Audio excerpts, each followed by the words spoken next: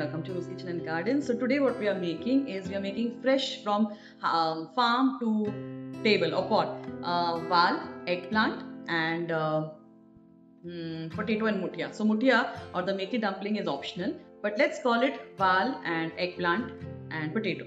So the val or the bitter lentil or the hyacinth bean are from the kitchen garden and the rooftop garden, sorry. Also, the eggplant is from the rooftop garden. Everything is very easy to grow. Trust me, the val is extremely easy to grow. Eggplant is extremely easy to grow. I have 3 eggplant plants.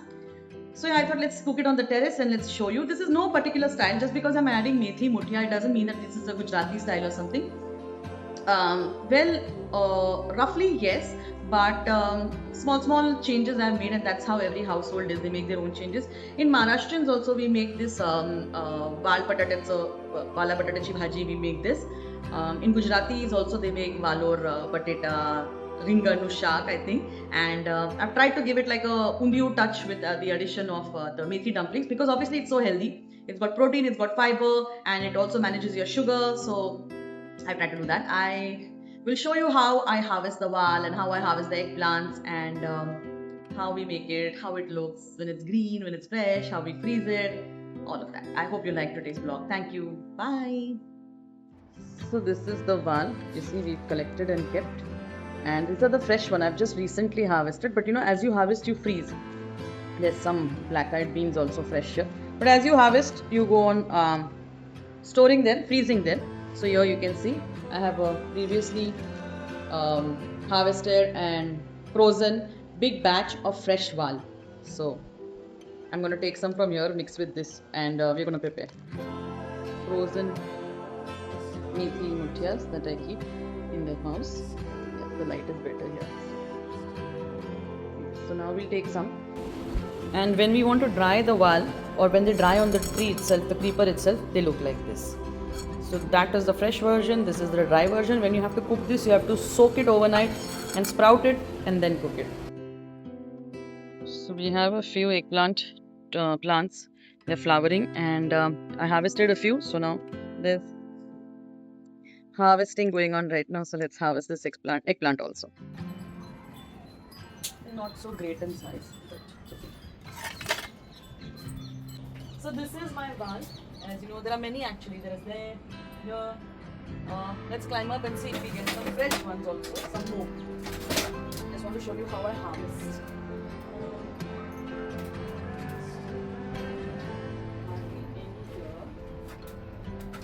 Since we are here, I thought I should show you this okra also. It's growing now. It's getting hard, so let me just chop it, and let me show you this mushroom here. It's a very different kind of mushroom. God knows, I never touch this because it's so bright in color. I don't know if it is good or toxic. Here we have capsicum also growing.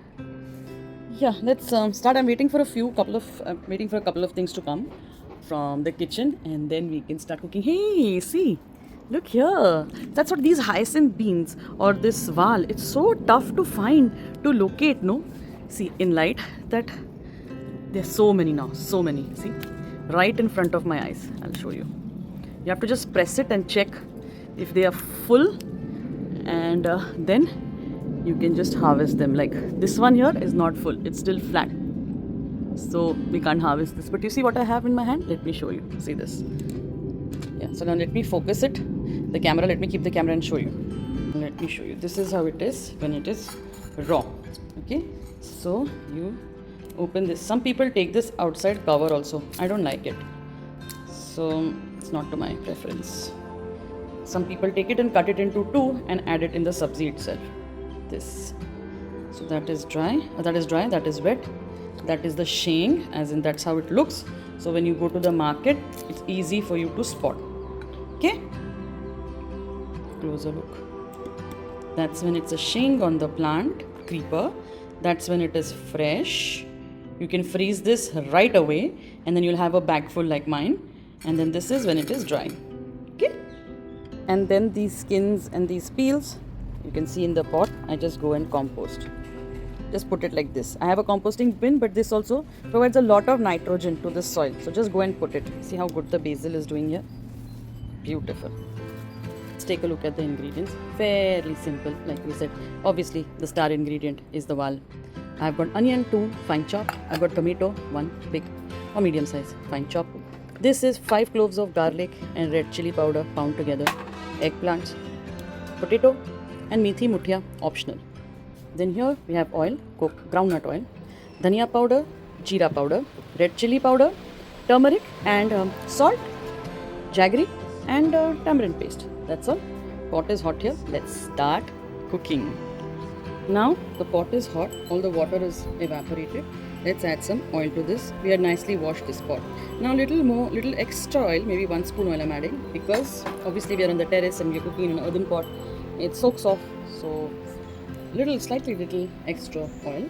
And first in this oil, you normally add jeera if you want to, and hing, but I have forgotten to bring those things up to the terrace, so we'll start with onion first, okay? Let's just add our onions to this. Okay. Oil had to be a little more, or has to be a little more hot. You don't have to cook like this in the earthen pot. You can even cook on the gas stove, of course, right? So I'm going to saute the onions first. Let them become slightly colorless.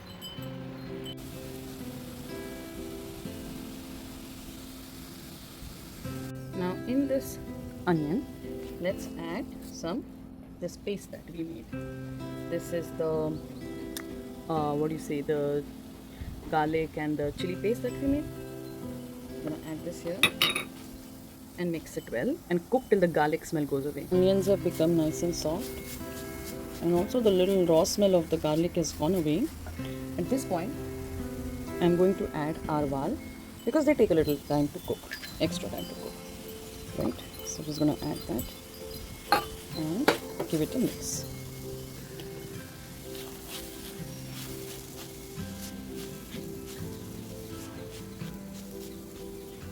Along with this, now I will add some potato, okay, the chopped potato. We've added the potatoes, give it a nice mix, and now cook for some time till the potatoes and the wal go slightly soft. But before that, let me add the turmeric and red chili powder to this.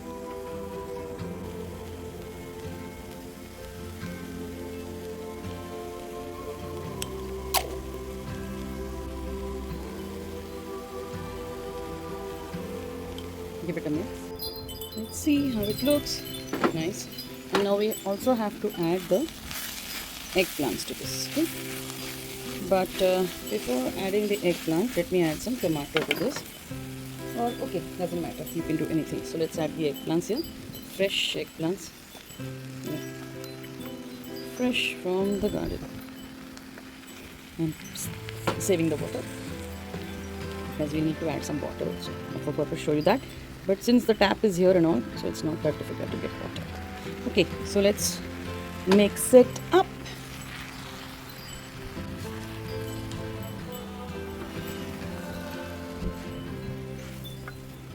Mixed it up. Now let's add the tomato.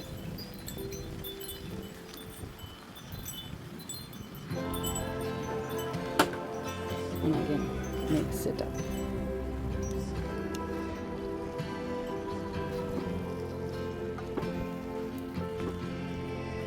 Mix it well. I'm going to add some dhania and jeera powder to it, and some salt.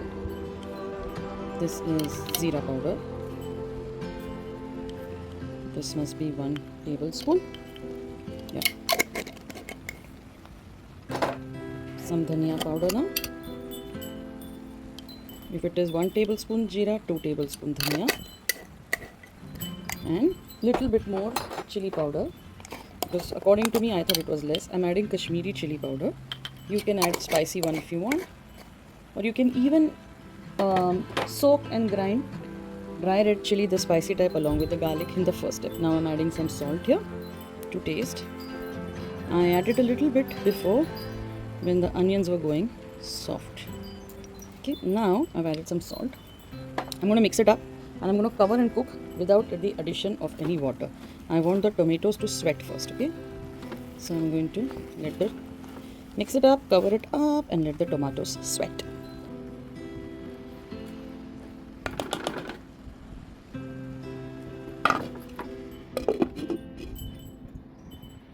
we are here, I thought let me show you this cholai plant. Very easy to grow.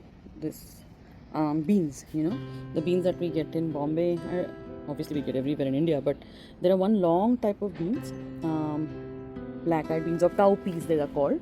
I have them here, barbati, but this is a different kind. This is like longer than the French bean kind. It'll grow bigger, obviously longer and thicker. Wait, let me just go take a close up. See this. This is beautiful, very tasty, very tender. When you obviously grow it like this and pluck it fresh, and very tender. Just put it with some potato and just cook it like a saag, like a sabzi. It's so good, so nutritious, and obviously protein, fiber, lot of vitamins, and everything. As many of you know, I've completed my nutritionist course also, so I know a few things about nutrition. Obviously, one always keeps learning. So my cooking is obviously keeping in mind. I'm always thinking about protein, fiber, carbs, vitamins, micronutrients, and gut bacteria, and all of those things. So I would say this is a very easy vegetable. You see, it's under this chhaja or this roof, so it's not getting a lot of direct sunlight, but it's getting partial sunlight, and it's growing so well. The pot is also not very big, but it's big, but not. Let me focus it. Round and a little deep, not very very deep, but it's growing so well. It's coming down here, cascading, and it always has these beautiful flowers. These ones, these flowers, and then it will give you a lot of beans. Again, with these beans, you can just quickly make it. If you have 2-3 pots like this, you can make one batch of sabzi. If not, you chop it and you immediately freeze it, and you can just make it, when you have enough. So yeah, I thought I should show you this plant. It's very easy to grow, and one must grow it. Now let's open this pot and add some water, because we had not added any water. We wanted it to release some water, the tomatoes and all. It has released water, but now for it to cook well, because you see it's got beans and potato and eggplant. If I was cooking in the pressure cooker right now, I would have not bothered adding so much water, but because we are not cooking in the pressure cooker and we are cooking here like this, let's add some water to this.